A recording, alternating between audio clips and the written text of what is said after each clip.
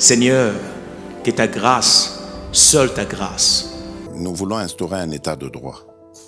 Et dans un état de droit, il y a une justice indépendante.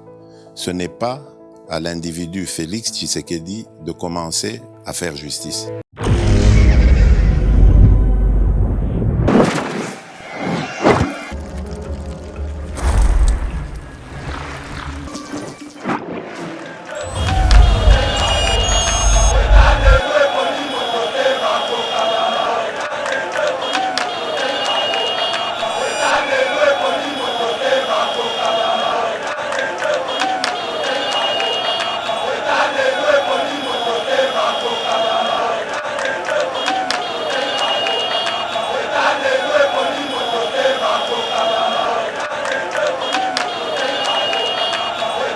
M23 za na bimundeli oyo ako tiré eza tellement sophistiqué. Et où tu wapi?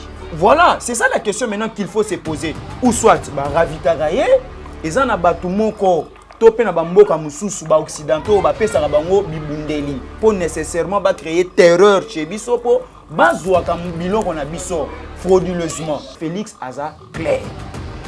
Il faut pacifier les partis est de la République. Pour Alobaki, il est prêt à donner sa vie pour Kimia Kotana Est. Azas qu'on a kata démarche pour Kimia Wana et Zonga totalement na kata Est. Blinken aye président Lobby pacifier Est. Moi je vous garantis, vos intérêts sont protégés chez moi. 50-50, 50-50. Apana olobango depuis kala. Te mutu mona Est Lobby na ngabi, yana ba coin mususu. Kimia ezaka nango soka MONUSCO leki, masa c'est bandi. Donc ça va signer. Dans MONUSCO leki on a pesi signer. Il a pesi go. Donc aye a étudier terrain, nenga que il y a même des vidéos, madame. Auquel on mona MONUSCO zoya ko ravitailler ba rebelle.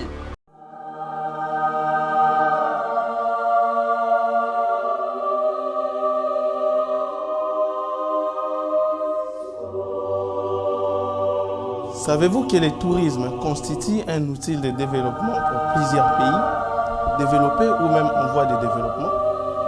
La grande question qui se pose, c'est à quand l'épanouissement du tourisme en République démocratique du Congo? Afin d'améliorer les systèmes touristiques, les produits touristiques, les destinations et valeurs touristiques en République démocratique du Congo, Didier Bayeye, expert en tourisme, est allé à la rencontre des acteurs des produits touristiques du monde entier. Découvrons les différents produits collectionnés par l'expert en tourisme.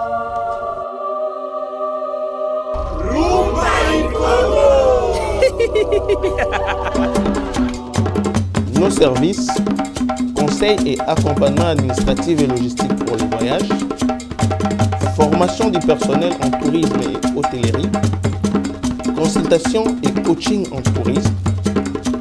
Pour vos vacances, déplacements professionnels, voyages d'études, installation à l'étranger, rapatriement médical, Global Travel Expert vous propose un accompagnement adapté à vos besoins. Pour tout contact, plus 243 82 60 48 350. Plus 243 82 60 48 350. Voyager avec l'esprit libre avec Global Travel Expert.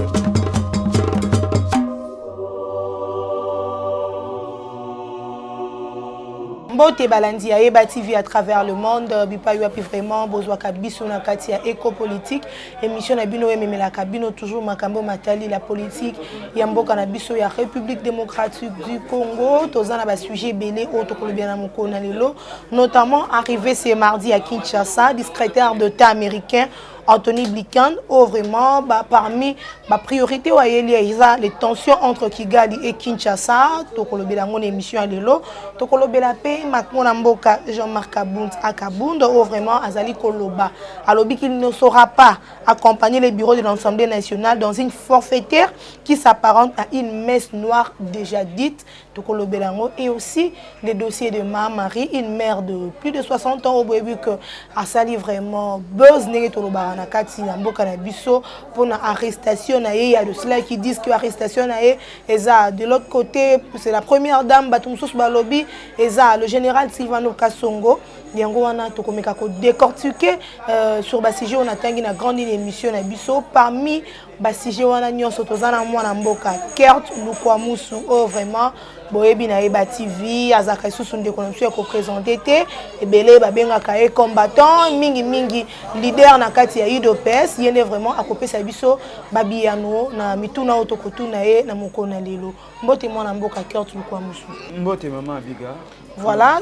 Il a dit na Itandoike qui est arrivé à secrétaire d'État américain à Katamboka na biso aye et belé bazali kolobaye pour na tension ils allaient entre biso na Rwanda surtout pour na makambo itali guerre ya est oye umeli to éviter le chef de l'État na koyamba secrétaire d'État américain to moni azali plus ko opter na côté tali négociation pour na être makambo kaka ya guerre wana ici là bon na kanisi na lobara mingi que ezana motomora maele chinois Sun aloba na livre na moko l'art de la guerre que avant d'aller en guerre pratiquement il faut repuiser la voie et la négociation nyonso.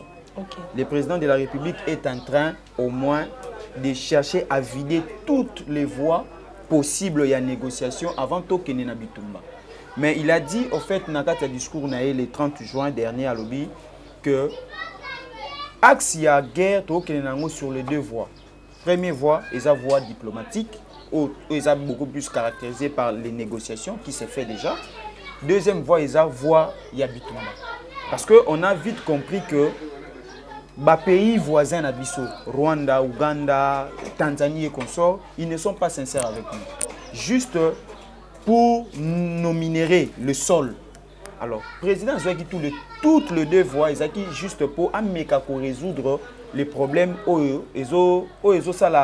chaque jour mort dans la est.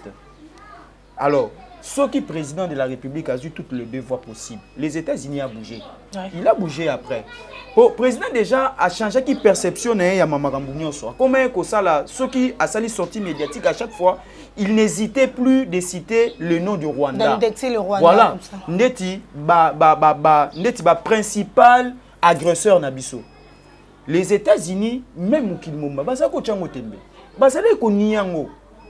il a fallu que l'accompagnement populaire et ça les Manampandia Est pour dire après la sortie médiatique il y a Bintou Keïta bongo représentante il y a Monisco na mboka na biso tanga obeta lisolo que toza na ba matériel te pona robundisa M23 za na bibundeli oyo ako tirer eza tellement sophistiqué et où tu wapi. Voilà, c'est ça la question maintenant qu'il faut se poser. Ou soit ba ravitaraye eza na batu moko topé na bamboka mususu ba occidentaux ba pesa bango bibundeli pour nécessairement ba créer terreur chez biso po bazwa ka biloko na biso frauduleusement.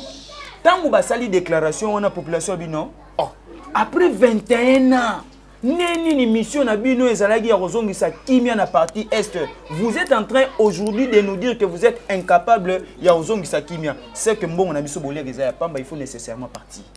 C'est là que les États-Unis ont vite compris oh mais position aux populations en Suisse ceux qui totiki makambo sans pour autant to luka kimia les deux pays vont nécessairement s'affronter. OK. Parce que na contexte tozalelo guerre eza propuster. Pour tous les deux pays, tous les pays pauvres. Pauvres nécessairement. Économiquement, nous sommes pauvres. Surtout qu'en Abitumba. Quand la guerre au monde en Est, on est une guerre purement économique. Et là, on guerre et l'autre, c'est une guerre purement économique. Les gens viennent piller les Congo. Parce que ça l'a mis bongo pendant plusieurs années. Félix est arrivé au pouvoir, il a dit c'est fini, il faut mettre fin à ça. Voilà pourquoi est-ce que les lots Blinken a commis. Tant que Blinken a commis, Félix Aza clair. Il faut pacifier les parties est de la République. Pour Alobaki, il est prêt à donner sa vie pour Kimia Kotana Est. Aza ce qu'on a kata démarche pour Kimia Wana et Zonga totalement na kata Est. Blinken a président lobby pacifier Est. Moi je vous garantis, vos intérêts sont protégés chez moi. 50-50, 50-50. Après nous le bango depuis Kalat. nga na garantir bino ba intérêt na bino mais pacification est fait ça les mapo population ya kufi il y a plus de 10 millions madame génocide nini ya mukile salema koleka wana plus de 10 millions en t'entendre parler tozali komona été ozali pour bandeko bazali ko souhaiter est-ce que Monisco ekende etika mboka na biso kimia autre temps autre messe ba vivre na lolenge on a il y a longtemps ça c'est vrai. Mais arrivé à Félix, tu comprends que les une impulsion moussou se pesami. Dire que bah bêtise il faut et katana. Donc il a fallu Félix à comment pour arrêter l'hémorragie. Okay. On a beaucoup saigné, on a dit non, c'est fini ici, c'est fini. Félix est en train maintenant d'avancer sur les points que Bitumba Est et si là, tous peuple Est et kokako vendre na kimia. Moi moko lobaka Moussapi moko soki zoki nzoto mobimbe wa pasi. Netoza wana Kinshasa. Nous sommes de cœur avec nos frères et sœurs de l'Est qui meurent chaque jour. Même na ngongo na robeta no lisolo za na batu ba ko kufa na Est. Batu ba ko kufa po nini? Po Nzamba pesa ki biso kita. Bango Nzamba place ki bango na mupanzi okuna. Yango ekto esali bango ba victime chaque jour faut ba kufa. Mais romona silence radio na mukili mobimba mutabeta ka lisolo ya génocide esali makana Est wana zate. Oni lelo ayeko bimisa na munoko na lobi kete Rwanda aza na kati ya Est. Alobi te ke aza ko supposer te, a supposer susté, a confirmer effectivement occupation ya Congo na ba Rwandais. Mais est-ce que Rolanda gouvernement rwandais, qu'est-ce qu'il dit après ça? Albi ezali sortie médiatique, il y a distraction. Pourquoi est-ce que taxango et loko il y a distraction? Pour ayebi ke Monisco azali appareil oyo esunga kabango. Pona lisolo moko na kobetelo mama ta mususu yoko oza na mwele mate mutu mona Est alobi na ngabi yana bakwe mususu kimi ezaka nango soka Monisco leki masa se bandi. Donc ça va signer. Donc Monisco leki wana pesi signer. Il pesi go. Donc aye a étudier terrain, nenga ke il y a même des vidéos madame. Auquel on mona Monisco zoya ko ravitailler ba rebelle. Tout ça nango, ils ont ba vidéo. Donc eza loko mususu to matbakolo la population de l'Est a vu que non trop c'est toi, ils doivent partir. Batika biso au nom de la souveraineté. Biso ba to bengisa bango. Tout le monde qui coquille ba kene na bango. Même matin mission na bango ba kokisi yango te. Mais on s'est dit oh ba saleli biso et coquille. Libala et katanate. Tout ça le divorce. Bango ba kene pa na bango biso peto tikal. Mais siko to mituna. Na Monisco, na M23. Banan baza ba groupe rebelle. Tout ko tunati. On a vu la Monisco tirer sur les paisibles citoyens congolais. Hein maman, bateau ba ko revendiquer bana minduki te. Yo zana minduki, ozali censé ya ko remettre ordre na coin wana, o remettre kimia mais tu as tiré sur les paisibles populations congolaises. Allez-y comprendre. Au mon États-Unis a ganga contrôle fait ça, enquête fait ça. Azo matisa mungongo pour na 4 casques bleus oyo bakufi. 32 Congolo bakufi nde ba nyama, banzete. Il faut ba kende pa na bango, batika biso na kimia, biso moko na pouvoir oyo yesika oyo to mesali nango déjà to batela mboka na biso. Voilà. Autre sujet, je ne saurais accompagner les bureaux de l'Assemblée nationale dans une forfaitaire qui s'apparente à une messe noire. Waniza maloba ya mwana mboka Jean-Marc Kabound à Kabound. À l'objet déjà, selon il y a déjà une messe noire qui a été déjà dite. Ceux qui a bandi kolandela la processus union sont ensemble zali ko bengi saye pour na makambo etali ko lever immunité na ye. Déjà il y a déjà une conclusion na makambo na nyonso waniza lokola ba formalité na éviter na part na yo. Il y a une complicité entre le parquet et l'Assemblée nationale pour l'arrestation ya mwana mboka Jean-Marc Kabound à Kabound. Na lobaka mingi na bandeko na biso balandaka biso na yeba eza faute kaka ya mo éducation hein nalataka eloko mingi na kangisa yango na éducation totikali nango Kabila a détruit certainement l'éducation de ces pays o komona mbato bakoza na difficulté à comprendre ba contexte même Kabound tango ba messe noire je me pose la question pour ça la ba sortir ya salaki na ba parole à lobaki. Mais c'est ça la guitare. Je me pose aujourd'hui la question. Ou soit ndenge balobaka Maël Mbuzoba liboso Maël na sima. Siko na komi Maël. Moniti aloba messe noire a commis sikoma il a compris que atenga maki makasi. Ayeba kite que tous en état de droit, procureur général certainement attend la rapport na roluka d'infraction. Sur les propos de Kabound, il a trouvé des infractions. Oh, normalement, Kabound, il faut y approuver avec le preuve. La justice est en preuve. Aya qui ça réellement. Et si kanini mongwe bimaka. Parce que tout beau santé. Le Congo, c'est un pays pauvre. Oui. Nous cherchons de l'argent. Pour nous contacter la dette, la FMI, la Banque mondiale. Pour tout ça, il faut nécessairement recourir à la dette. Mais ce que Kabound, c'est que y a jet privé moboyaka ils aura balare que na paradis fiscaux. Il faut à démontrer la justice na bazouzi que réellement mongo ebimaka ba preuve yango. Mais ce que l'on doit comprendre dans quel contexte qu'est-ce que nous allons comprendre tous que nous raté. Au moins na muto azana université azolo ba makamundenge moko na combien de mortels mutaki na classe T différence exacte bakoloba Kabound monde Kabound alobi messe noire bato peli ba olata messe noire c'est ça qui déjà dit il faut qu'on va calmer d'être sous déranger le régime. Mais non, je me pose la question. Kabound tant alobi makambu ya ba nyonso alobi to ba makambu nyonso alobaki wana incompétence du régime actuel. Pour incompétence déjà ba tout nyonso aussi déjà ba comprendre que Kabound akosaki Félix n'est pas incompétent. C'est que nous vivons le jour au jour na Congo. Et sa première. Moutou a une classe T. Tozo ba président ya ba docteur a on mboko. Ba sala makambo. Oh il est très au salate.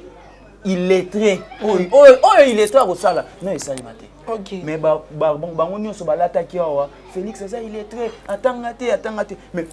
Mais ba réalisation moutou ko laxake. Mais quand même bon biso ton limite za na président il est très. Pour battre Maël babomi mboko. OK. Parce que Kabound premier mukanda aboyi kokende. Clémence y Assemblée nationale et qui pendant que Koutou a dérangé même na bureau y Assemblée nationale. Lui il était le tout puissant. Le tout vice-président de l'Assemblée. Instrument. Oh, le rôle à papier. Oh, donc Pépé Mbosso pas les Pépé Mbosso les lit. Alors bi Kabound azali ko benga yende président qui déplace ye vice azali. Mais allez-y comprendre. Donc Mbosso peut quelque part a permis mais na mabio nyonso sala bureau wana. Bureau ekomeli ya liboso aboyi ko ya ba komeli ya mibale. Donc ba ki au-delà. Aboyi ka koya. So aboyi koya. Nangansi bureau ya Assemblée nationale a prendre des actes. Aboyi ni koya balunguli immunité na ye ngonga ko bondela mutu ezate. Il faut que na bazouzi état de droit. Et côté ya batu nyonso balekaka balobaka n'importe quoi. Et côté ya bango. Maman, moni mboko yo na koloba bien, ba politicien faut ba changer mentalité. Ba politicien classe politique batu nyonso ba yibi ba politicien bazara batu lukuta. Pour nini? Butu mo ibaya ka balobaka lukuta. Difficulté na bango 37 ans bitumbo biso to sali to uti na opposition to yebi makambo wana. Baza skolo na difficulté ba okokate. Po muto akoka ko bouger ko le ga IDPS azate. Parce que biso to na pouvoir. Donc vous avez fier na eloko wana. 37 ans de lutte. 37 ans de combat. Oh bango nyoso ba kokate tilelo. Na émission muto akoka ko komata na 10 ans combat oyo azate. Ne IDPS azu pouvoir. Oh mais moi na mboka Martin Fayulu ye wana zali ko landa lignée ya les Sphinx alobi aza fils idéologique et Etienne Tshisekedi. Fils idéologique na parti ni. Na parti politique mais avec l'idée de Tshisekedisme. Bon, bah Tshisekediste est rebelle. Ce qui est vrai. Moutuna Moutou, il se prétend être Tshisekediste dans le coin. Ouais, on est un problème. Tu ne peux pas dire que ça y est, ami benga Tshisekediste. Azate. Mais si koyo, praticabilité nango. Pour bien se pratiquer. Le lobby se pratiquer. Tu le qui état de droit. Tu le qui biso toza socialiste. Mais les peuples d'abord, ils allaient boiter mon amboka qui a tout quoi mousse. Ils ont boité nani. Fais tu es salami na baka wana yo moni ngote. Na bi fais tu es salami na baka yo moni ngote. Hein? Chaque jour, bateau ba robeta les solo à budget ko matati. Oui, mais et bandi peut déjà ko se faire sentir la population. Ouais, bateau ba kenda bon nga na olobela te bateau ba sa akate. On parle des travailleurs, non, les travailleurs de l'État, parce que il y a les gens qui sont engagés. Voilà, il y a une différence. Vraiment,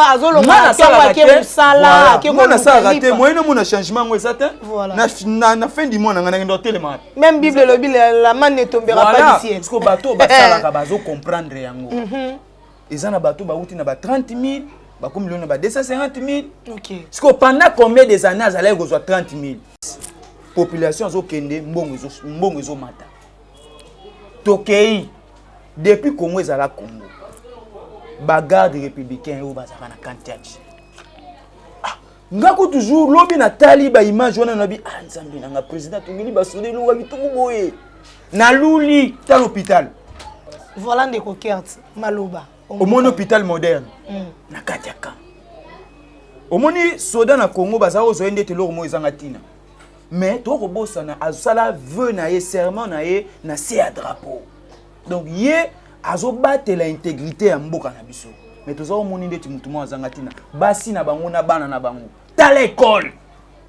Babi bana basoda ba otanga na climatiseur. Félix Tshisekedi. Maman, bekolo etongami na ba province ta la banzela. Félix Tshisekedi est en train de relier le Congo na banzela. Kinshasa kala mingi te ko relier, Kinshasa oyo. Muta kolongwa monga fula oleka na nzela yelenge sapa kende ville. Aroya ne sous boulevard te. Vraiment. O mona ke biloko président ko sala so vandi quelque part. Olongwe lemba bandal. Bigou. Parce que yo na 2023, o ya na discours. Au moins les difficultés sur il faut nécessairement chercher à combattre Félix na discours aîné pour bateau baza moi maele mingi te ba simbango même bateau poto balemba déjà balembi ba opposant ba bi discours moko kaka y a rien qui change voilà y a rien qui change résistance est insulté soko moni bateau ba comme une perte à vitesse c'est ce qu'il crée comme discours mais Félix alobini ni na Hollande bango te moi je suis en train de travailler. Bilan na biso to sala ngoni na 2023. O to tanga eza ba nam. Tant to ko condenser yango. To ko yana ngo na 2023. Mo sala yo ba vidéo. To maman na biso ke 2023 mutaki mate to za. Voilà. Tout ça biso nyos. Voilà, arrêté depuis samedi et libéré depuis hier, maman Marie, oh, vraiment, Azalaki, une maman, oh, Azali ko présenté comme d'autres disent qu'Azali, mon koya bandé comme ça, il a décidé, mais Monsieur Soubalobi Azana Kaka, une maman qui faisait cette vidéo, tout le monde maman Marie a ko présenté, bah excuse na la première dame de la République, d'autant bah tebele balobaki que elle n'avait pas été portée plainte contre la première dame. Mais comment on a eu une excuse à l'égard de la première dame? C'est comme si plainte est qui est maman Mokonzi. Bon, na ganisi awa il faut nécessairement batuba basimba moelo komoro. Moni au nom de la liberté oza ko garantir biso na constitution cette maman là avait la liberté de critiquer, de dire ce qu'elle veut, de ce qu'elle pense. Et non insulter. Ok. Partout insulte des partout et singi somingi. Ndetinga na daki touché une maman qui est en train d'insulter une autre maman. Je me pose la question civisme moral wana yakobimisa ba sottise na monoko si facilement pour na kofinga maman mususu et puis maman mususu ko finga za élevé en dignité pratiquement ezaki démarche où nécessairement il fallait condamner et puis je condamne fermement. Mais j'aurais appris na ndenge na ya ko sambela akoloba ke batindaka ye. Eza maloba na été ba pesaka yango. Est-ce que ba politicien na biso nécessairement pour na la politique non malamu il faut pesaka ba injure ba insulte pas mutu pas finga. Je me pose aujourd'hui la question. J'ai vu un opposant ici de ces pays a oumelagité, a tweeté, a oumelité, a bâti a zokende kosenga libération sans conditionnel ya maman mamie. Je me pose la question aujourd'hui. Tu es en train au nom ya osala même ou soit sans soin ya humanisme et longwe bato. Na Afrique toza ba bantu ba lobaka soki awe zozika biso nyonso tozaka na ba voisin to yaka awa poto lukato boma moto.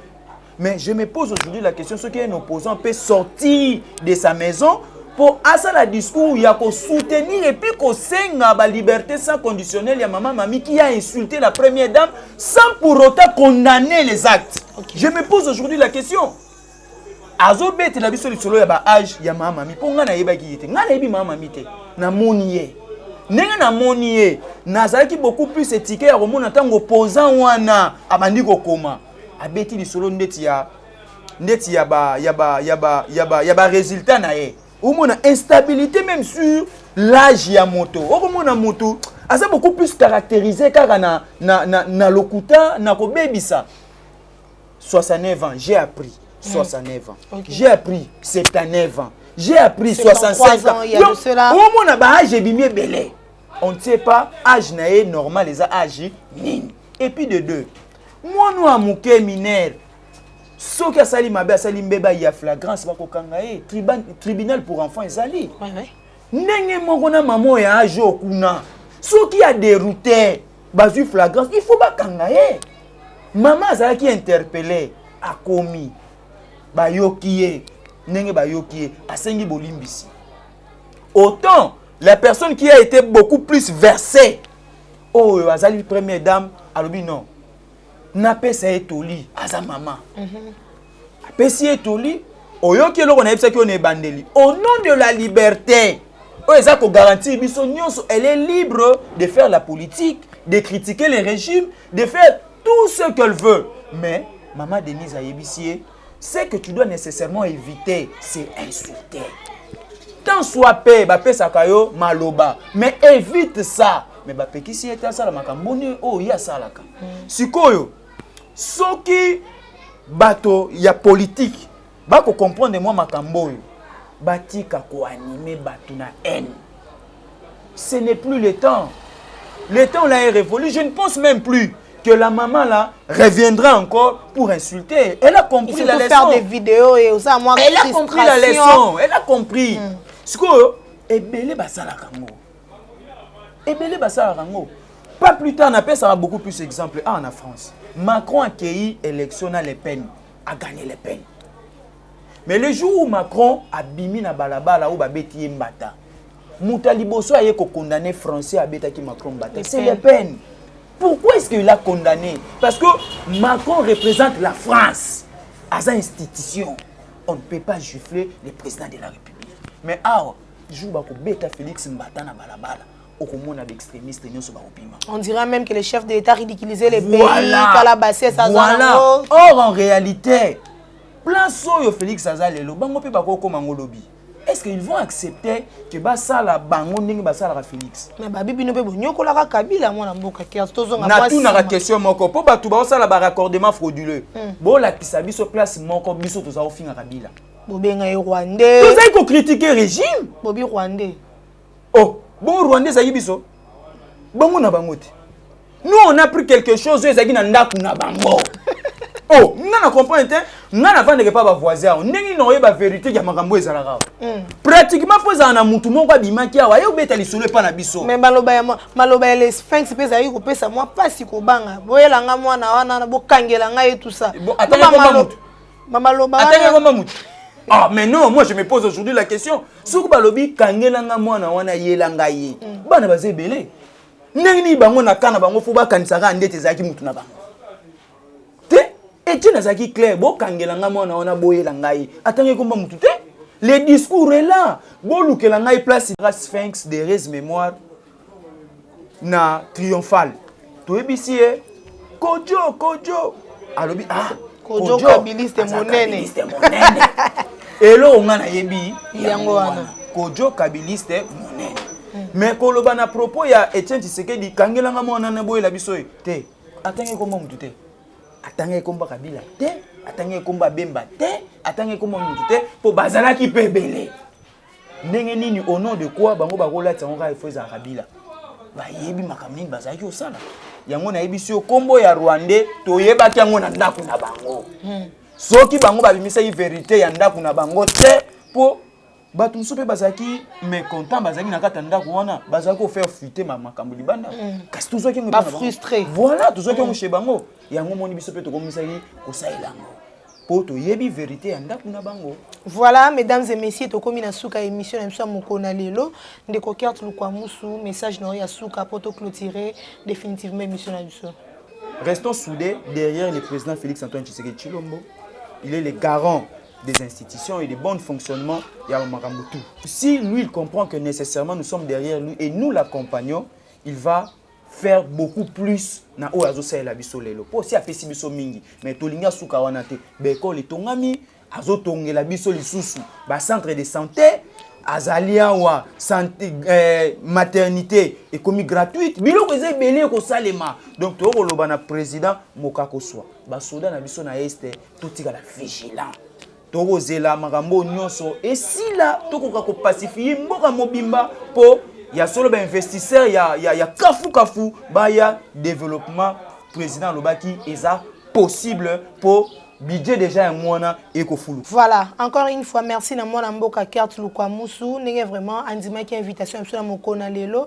Merci na Mike Chiswaka qui est derrière la caméra, merci à l'équipe technique Mobimba ya Yeba TV, merci na ba abonné na biso o balanda kabiso partout dans le monde. En tout cas, vos suggestions to yamba kayango toujours botin de la biso et to kutani na mikolo mikoya.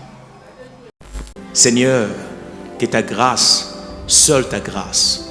Nous voulons instaurer un état de droit. Et dans un état de droit, il y a une justice indépendante. Ce n'est pas à l'individu Félix Tshisekedi de commencer à faire justice.